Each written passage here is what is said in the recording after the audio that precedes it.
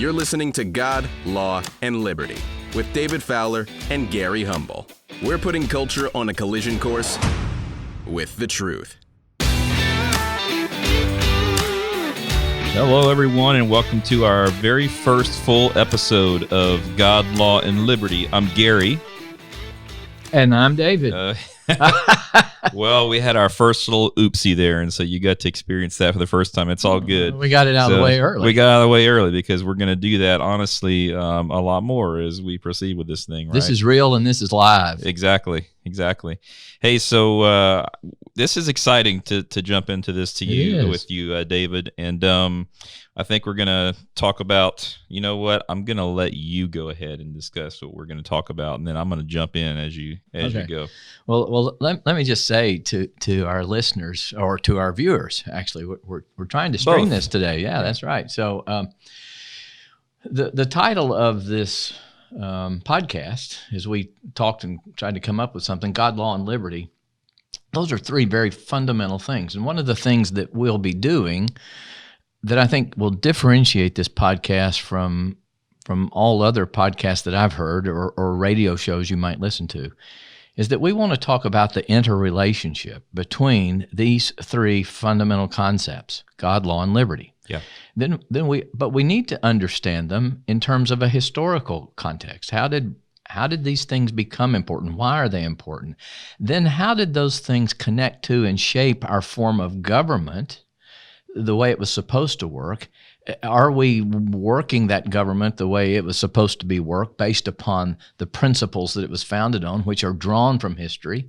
And then we want to look at those in the context of specific issues. So this won't be just a theological discussion. It won't be just a political discussion. It won't be just a historical, or it won't be just a current events commentary. I'd love to see us draw all of these things together. In fact, if I ever started a church, I might call it the newspaper church. And right. Every week we preach out of something in the newspaper and talk about it and make it relevant to what we're doing. So that's what I really look forward to doing here. And so today we're going to sort of dig into, where does authority come from? And it was really fun having this discussion earlier today as we were kind of preparing for this podcast. I'm excited to talk about it. And I'm sitting here looking at Federalist Paper number 10. I didn't give you number 14, but I'll throw it in where appropriate. But right. And so how do you want to start this, David? Because kind of what I see we're going to discuss today is the idea that humanity, we form our own tribes. We have all of these divisions. We have this idea of individualism and anonymity, and then we're trying to mix into that. How do we adjust for liberty? Which I think is the difficult question that our framers tried to address here. And so we did. And I think if I were to say, what's the biggest problem? The biggest problem is a loss of a sense that there's any truth to guide us at all. But apart from that, and related to that really, is the question of authority. We really have a crisis of authority in our country.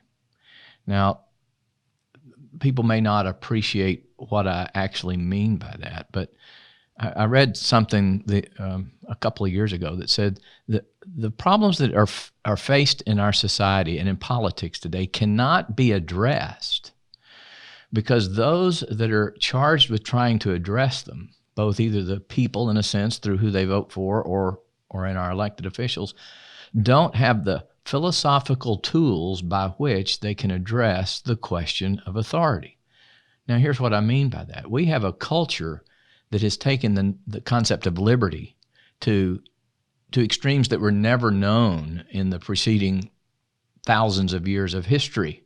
It's really an autonomy. And in fact, the United States Supreme Court talks about from Roe up until the Obergefell decision on same-sex marriage in 2015 of individual autonomy. Throughout that, you see individual autonomy, and we would have said, no, we don't have individual autonomy. Even if you want to be godless, we owe duties to our fellow citizens. The world doesn't just revolve around me. We disagree with Pythagoras in the sense that man is the measure of everything because we have to live together. Right. And so the question is, who gets to say what the law should be?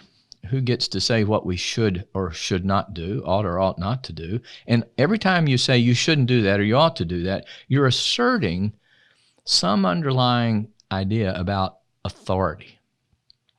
Because otherwise you'd say, I'd like it if you didn't hit me in the face, but if you really feel like you need to, that's quite all right. It really makes no difference.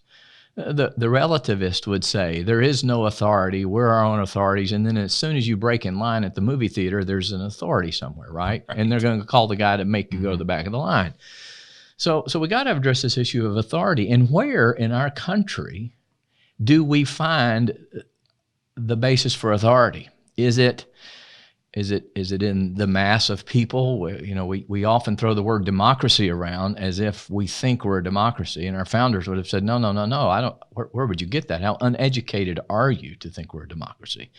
Or is it some elite group that tells us what we should do? Or is it the king? We don't obviously have one. Or is it God? Where is the source of authority by which we have the ability to even have law? Because law is command. Because if every individual is the authority, which seems to be what we're talking about today, and we kind of ebb and flow from one extreme to the other. Sure. But at some point, if I'm just living my life autonomously, Right. At some point, as we collide in life, my autonomy will run over your autonomy. Yeah. And then what? Unless I can run over yours first. But that's really right. If that used to be the Greeks talked about atomistic understanding, that we're just all sort of like little individual atoms, and we all stay in our lane. But we don't stay in our lane. In fact, you just cut me off in my lane in the traffic, and all of a sudden your autonomy to do that interfered with my autonomy to drive as fast as I wanted to do. So we know that's not workable, but we're foolish. We don't really stop and ask these fundamental basic questions, and I think we need to do that. Yeah. Because when you get to the questions like abortion and marriage that we're going to be talking about over the course of the next several months, Right. really, you've got to decide where is that authority that says you can or you cannot kill an unborn child. You can or cannot define marriage this way. Right. Who has that authority? And I remember reading several years ago a book by Watchman Nee. He was died, I think, in prison in China. He was a missionary. And he said, the question of the universe is who shall have the authority. And that's really true. And from the Christian perspective, we'd say that was the very first question in the garden, wasn't it? Who really has authority here? Did God really say those things? Is he really the authority here? Or can you determine right and wrong and good and evil for yourself and be like God? And so that runs through the course of the whole nature of history, is you have to resolve that question. And what's interesting, one of the things you and I were talking about beforehand, is there was a brilliant little clip from Ravi Zachariah that I've used sometimes when I've done seminars, where he talks about the fact that when it comes to these questions of authority and sociology in our society, how do we determine truth? How do we determine what the law is, what the ought to be? Who has the authority to say this is the ought? He made a great statement. There are only three choices, and that's it.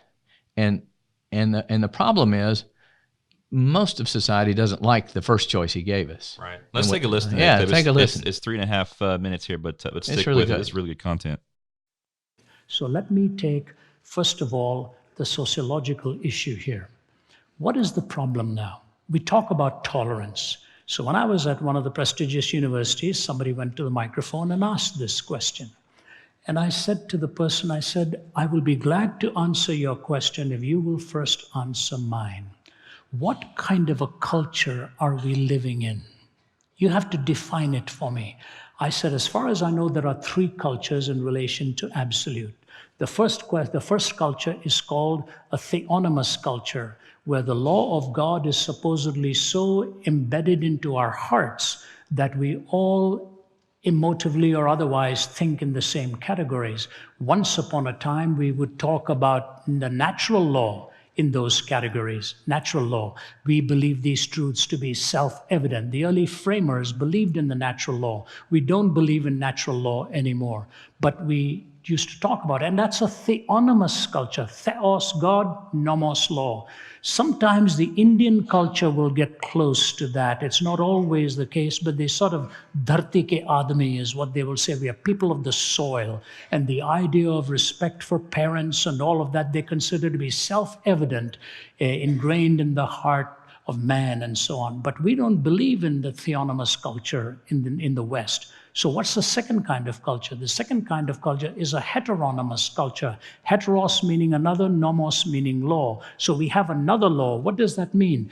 The mainstream of the culture is dictated to by the leadership at the top. If you look at Marxism in secular terms, it is a heteronymous culture. The handful in the top will control the masses. If you look at Islam, it's a heteronymous culture. If you go to Saudi Arabia or you go to Iran, which are supposed to be truly Islamic countries, the mullahs or the sheikhs or who are the ayatollahs at the top will tell the masses when they must fast, when they can eat, what they must wear, what they must not wear, who they can be seen with, who they cannot be seen with. All of the dictates, even to the discipline of how you wash your hands and feet before you worship and so on. It's a heteronymous culture. The few at the top dictate it for the masses below. So I looked at the question and I said, are we a theonomous culture? He said, no. I said, are we a heteronymous culture? He said, no, we don't want the few to dictate it for the many. I said, so that leaves us with the third, which is an autonomous culture.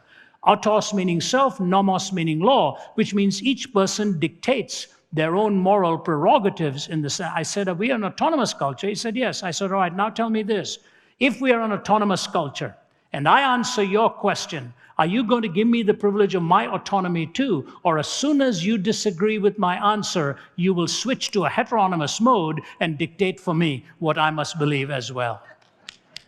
That is the sociological dilemma. That is the sociological dilemma, because if A disagrees with B, it's not just that A is enforcing his or her principles upon B, but B wants to enforce his or her principles upon A. So there's a mutual autocracy being sought here, but it is never going to be consistent in a culture that is neither theonomous nor heteronymous. Autonomous cultures run into a conflict where everybody has their own autonomy. That's the law. That's the sociological issue. Well, that's good. You know, That's a really good clip. And I hope people understand when he's talking about the sociological issues and what are the three ways we can address them. That's what I really mean by authority. He's getting at, as a society, how do we interact with one another? How do we decide what we should do and what we ought to do? And so when the Supreme Court in the 1992 case, Planned Parenthood versus Casey, where they last really reaffirmed Roe, they said that individual autonomy was the source of our dignity and our rights, and so you had the freedom to define your own concept of meaning and the universe and God and all this sort of stuff. And it's kind of like, does the court realize that the root of the word autonomy is law, self-law? And they have to know self-law only works if we're under some other law that we've all agreed to obey. Right. It doesn't work. And so I think it's just ironic that this group of people from Ivy League schools who are the top of the top of the top, supposedly to be on the court, don't understand that every time they use the word autonomos, autonomy, Right. they are undermining any coherent legal system. Of course, because everyone cannot rule themselves within their own framework of law. Yeah, for everybody. For everybody, yeah, right. I can govern myself at home, maybe. Yeah, sure. But once I step outside the door, I'm headed towards trouble. So this is the really critical question, and if we can't answer it, then we're in trouble. And you'll notice that he mentioned that we used to have really a theonomous, or I guess that was, theonomous culture, right. Because we had a belief in sort of natural law. Yeah. Now, one of the things that our basic understanding of all of these principles were rooted in the same thing. Yes, that's right. So talking a little bit of history here, the concept of natural law was that God, as the creator, had imposed a law on nature. It governed plants and animals and all of those things. And when it got to man, man too was governed by a law suitable to his nature. And that he should therefore, as a dependent being created by God, conform in all points to the law of his maker in order to function properly. I've often used it was actually a lawsuit, and the guy won. He used his lawnmower to trim his hedges and got hurt. And you should know that lawnmowers were not meant to trim the hedges, but he was holding the mower up trying to trim his hedges, and he got hurt, and he sued, and he won. But what the natural law is that God has created a law of morality and ethics for the governing not just of our physiological bodies, but of our internalness, our relationship to God, our relationship to our neighbor. And it's suitable to who we are, the same as the instincts, let's say, we wouldn't call it ethics, of a dog or a cat or a deer or whatever it is, or plant life or photosynthesis. They're all regulated by law. That was natural law. Now, the problem, if we want to put it in a historical context, and we'll be talking in the future about William Blackstone. He was the last probably great commentator on what was called the common law and the natural law.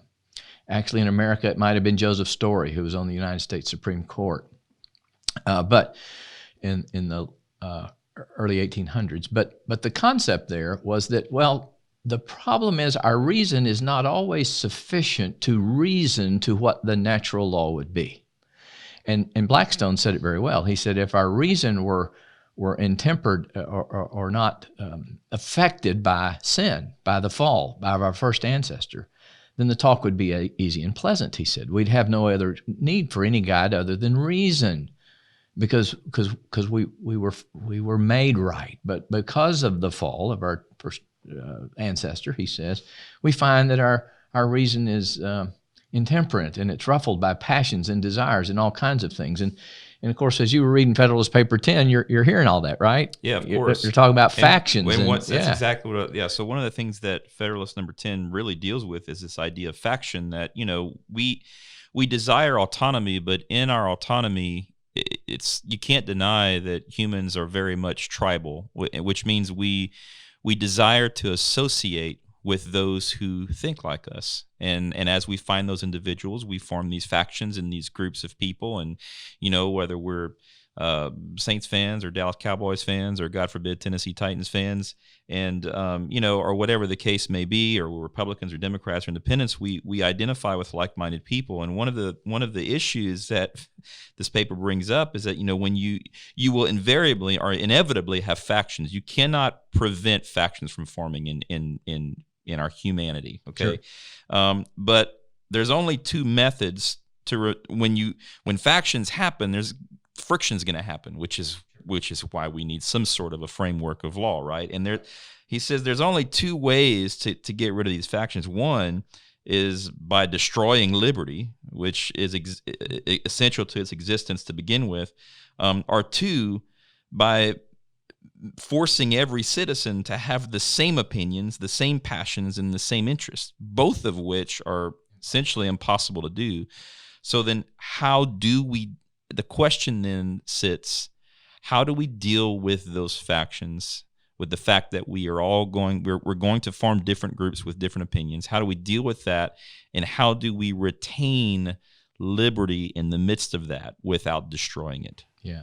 I mean, it's a tough thing. I think our founders did a great job with it, but that's what you see over in China now, is they restrict everything so that we can try to make sure everybody has the same opinion. Homogenize everything. Yeah. So everybody's going to have the same opinion, because all they're going to get is one opinion. That's of the state, and you destroy liberty to go with it. So I have no freedom to go listen to the God, Law, and Liberty podcast. I have to listen to the state broadcast on channel 1, 2, 3, and up to 100. And so liberty creates faction, but faction destroys liberty if you don't figure out how to do it. And here's the other great philosophical question dealing with authority. And it goes back to what we started with. It's the philosophical question that's existed since time immemorial. is the question of the one and the many. How do you have diversity without having chaos and have unity without having totalitarianism? How do you have a balance between liberty and unity, between diversity and unity? Now, as I was saying, Blackstone said, look, here is the problem. Our own experience shows that our reason is not perfect. So you can look at one thing and reason that, well, sure, abortion is health care somehow, or marriage should be any combination of people who love each other. And to you, that may be as reasonable as me thinking it should be limited to two people, as somebody thinking marriage should include pets and animals too, okay? If there's not some foundation, at the beginning. So he said, therefore, God in his benevolence and his goodness has been pleased at sundry times, a phrase Christians will remember from Hebrews where he says sundry times, to give us revelation, to confirm and clear up those precepts that we come to by reason to say, yeah, I must have reasoned right because it's consistent with this. Now he said, the reality is reason will over time show that you were wrong because there are natural consequences to doing wrong things. But that's why God was kind, is he said, rather than let you find out 50 years from now you should have never had no-fault divorce, or 50 years from now you should never allowed killing in the womb, or 50 years from now you should not have redefined marriage, I'm going to give you my revelation by which you can look and say, well, this is interesting. There's man and there's woman. Why is there man and woman? Why are there not just men or not just women? And how do we, so I've reasoned to certain things, and I can go to the scripture and say, oh, look, here's what it says. Yeah, we were made for a purpose. And this purpose reveals something that's true about us because it reflects who God is. He's according to Christian theology, he's one essence, but three in persons. And so we have unity, we have diversity. And so, well, because one of the things that came out of our with authority, one of the issues is if the authority doesn't come from without ourselves, then if it's within ourselves, which one of us gets to have that authority? And so the issue of fairness, which we love to talk about that word, what's fair today, how is that ever to be fair? Because you're always picking some other faction or some other person that will eventually lord their ideas over you, other than just deciding at the very beginning, look, these definitions in this framework that we all abide by, it comes from outside of all humanity. And so we're all in the same boat at that point. And I love he sort of addresses that here later on in this Federalist Paper. He says, a zeal for different opinions concerning religion, concerning government, many other points, as well as speculation of practice, ... moving on. He says, divided mankind into parties, inflamed them with mutual animosity, and rendered them much more disposed to vex and oppress each other than to cooperate for their common good. So if our authority doesn't lie, in God, somewhere outside of ourselves, then ultimately, if authority lies somewhere within one of our own human factions, at the end of the day, we must understand that in our brokenness, our goal is never going to be for the common good, and it's my good. That's right. And it's not always just my good. It's actually I get some good out of destroying you. And my God, how much do we see that going on today? I think about, there was a point in time in my life, I was a pastor at a church in North Carolina, and I had never been exposed to this kind of a sports fanatic scenario. If you're familiar with North Carolina, obviously that's where UNC and Duke is, and this is ACC territory, and these people are serious. And UNC, University of North Carolina, and Duke, they're about, 15 miles apart. They're not very far. And what I learned very quickly is that, for instance, if you're a Duke fan, if you're part of the Duke faction, the idea is not simply that you root for Duke and you enjoy the successes of Duke. No, you enjoy the complete obliteration and demise of the Tar Heels. That's what it means to be a Duke fan, and vice versa. And so you see that playing out today in all of our different political factions and all the different ideologies that we have. Are unfortunately, if the authority lies somewhere within one of those factions, you also have to accept the premise that at some point that faction will attempt to destroy you. Yeah. Whoever we make God, even if it's me or my tribe, none of us like our authority to be challenged. We don't like rival gods. We would war. So, but that point is so important. If the authority that provides the shoulds and the oughts for us does not exist outside of us, as a law professor once wrote in the Duke Law Journal, he's not a Christian guy, he taught at Yale, he said, then authority must be in us. One of us, a monarchy, some of us, the heteronymous culture, or some small group of elite, or aristocracy, or whatever it might be, or all of us, a democracy. But it can't be anywhere else. It just can't. And so he concludes very sadly that none of those things work. Nobody wants to be under the king's thumb, and whatever he says is the extent of my liberty, and I have no say. As Ravi Zachariah mentioned, as soon as we find out we're not in the heteronymous group, we want to switch to autonomy, and as soon as we switch to autonomy and we find out we're in the minority of the majority, we want to switch to heteronomy, right? And he says, so nothing answers other than the God of the Bible, like the psalmist said, who's like unto our Lord. There isn't anybody like that other than that. But our founders tried to grapple with how do we deal with these factions? How do we deal with the fact that this description you just gave us, that he said that we find that we're at constant war with one another? How do we deal with what you and I would call our sin nature? That's where we are in this culture. How do we create a government that minimizes that, harnesses the best in us? And they came up, I think, with a great solution. And unfortunately, we don't understand it very well. But as we get near the end of perhaps this broadcast and we go into the next one, there are a couple of thoughts that cross my mind. This law professor I mentioned from Yale in the Duke Law Journal, he concluded his analysis of how do we find the objective, unquestioned, authoritative authority in a culture without God. And he gets to the end and he says, well, it looks as if the ruling model is Cain and Abel, and there's no reason to think that it will ever be better. Neither reason nor love nor any of these other things have ever changed us. So therefore, he says, we know that napalming babies is bad, and starving the hungry is bad and wicked, and Paul and Hitler and all those are, he says who? God help us. And that's what in Federalist Paper 10 they were saying. The ruling model is Cain and Abel. How do we create a government that deals with the fact that we're Cain and Abel's? Right. How do we manage that? And so one of the Federalist Papers said, if men were angels, we'd have no need of government.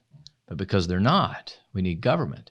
So how do you get government to control the heathens, and how do you get the heathens to control the government? And that's what they dealt with, and that's what I want us to explore more. But that's the context. And then I gave you another little quote. Maybe this would be a good place to end because it would lead into talking about how our founders tried to address these things. But de Tocqueville said something very fascinating in his Democracy in America, which was based on his tour of America in 1831, I think it was. He wrote his book and published it in 1934. I don't know if you have it handy, but he makes an astute observation, and I think it would be good to close with that. If the lights that guide us, maybe you don't have it here. Here.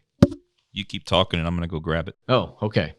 De Tocqueville was actually a sociologist and a philosopher, and he came to study, I think, the prison system here, and wound up being so captivated by our, quote, democracy, that he wrote the book, Democracy in America. Of course, we're not a democracy. He should have put republic in America. But de Tocqueville said this: if the lights that guide us ever go out, they will fade little by little.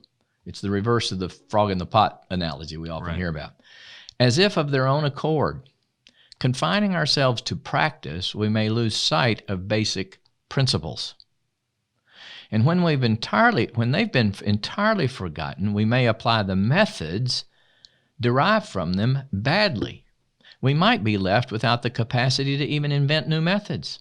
We'll be so utterly lost, we we won't know how to create something new or different. We will have lost all touch of history and how things came to be where they are, and we just have to start all over like in the Dark Ages. And we're only left to make a clumsy and unintelligent use of wise procedures no longer understood. And that's exactly what's taking place right now, particularly with respect to this notion that we are a government of and by and for the people and representative government. We do not have representative government anymore. Right. What we have is an autonomous culture where the Supreme Court decides the limits and the scope of autonomy and serves the place of God. That's where they are. And serves the group who at that particular point in time is screaming the loudest. That's right. Yeah, we appease the masses they're instead of following the rule of law. They're the heteronomist, we might say. Right. They're the small group. When they issued the decision on same-sex marriage, and gosh, we could just go for hours probably here, but the very first sentence says, the Constitution promises liberty to all within their reach, within a certain limit within the law, to express and define their identity. And it's talking about our autonomy. I can decide who and what I am, that bodies don't matter, where I am in society doesn't matter, where I fit anywhere, it doesn't matter. It's all about me. And when they say that within the limits of the law, what they're saying is within the limits of the law that we allow to you. So see, they have become that heteronomous body. We no longer can represent ourselves by saying, no, actually, if you have certain anatomical parts, you should not be in that shower with people with different anatomical parts. Autonomy has exalted itself over the majority. We can't even govern ourselves anymore. And the Supreme Court will decide, no, that person can go in there and take a shower with you. No, they can't take a shower with you. Well, they can take a shower with you in this instance. Well, they can do this in this sport with this instance. And you see what's happened? We've got this heteronomous body that's making the transcendent law for all of us, giving us the illusion we have autonomy when we don't really even have autonomy either. Right. They use the word, but they say we decide how much autonomy you have. Yeah, when you're in a shower together, not a whole lot of autonomy going on there. Well, I would hope there's some degree. Certainly there is some. At least when I was playing football in high school, there was a measure of autonomy. There is. I'm simply saying. Yes, I agree. You're not to your own. To your own self. Yeah, and, there are rules. Maybe this would be a good place to start another episode. So it'll be exciting next to really start talking about how do we manage liberty then through all of these factions and our desire for autonomy. Yeah, how do we handle those? What did our founders do?